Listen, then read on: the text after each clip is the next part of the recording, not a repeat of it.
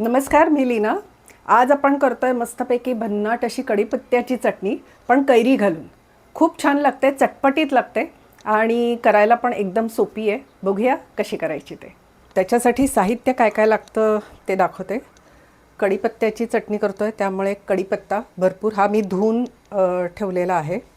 त्याच्यानंतर कैरी आहे, काळं मीठ आहे, इथे मिरची, आलं आणि लसूण ऑप्शनल आहे, नाही घातलात तरी चालेल, घातलात तरी चालेल। मिरच्या मी इथे 2 घेतल्यात, तुम्ही तुमच्या आवडीनुसार कमी जास्त करू शकता।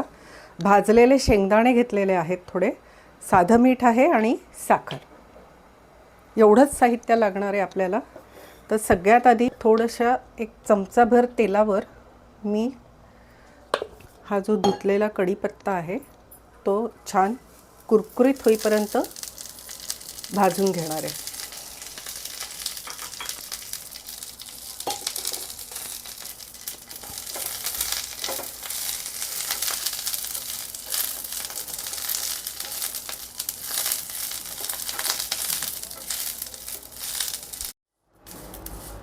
आपला कढीपत्ता झालेला आहे कुरकुरीत, तुम्ही आवाज पण ऐकू शकता। हार्डली 2 मिनटं लागतात। गॅस बंद करते मी आणि थोडा आता तो गार होऊ दे। आपला कढीपत्ता आता बऱ्यापैकी गार झालेला आहे, तो मी मिक्सरच्या भांड्यात घालते।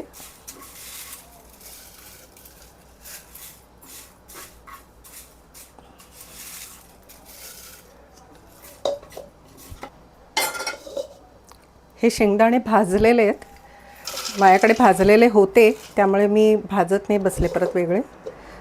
भाजलेले नसतील तर थोडे भाजून घ्या तुम्ही। त्याच्यानंतर कैरी,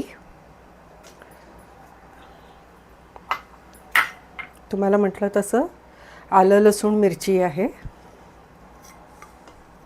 लसूण ऑप्शनल आहे, काळं मीठ, थोडंसं साधं मीठ आणि साखर।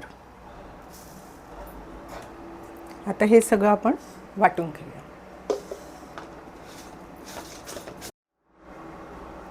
आपली मस्त अशी कढीपत्त्याची चटणी तयार आहे। नुसती कढीपत्ता नाही, कढीपत्ता कैरी आहे की नाही।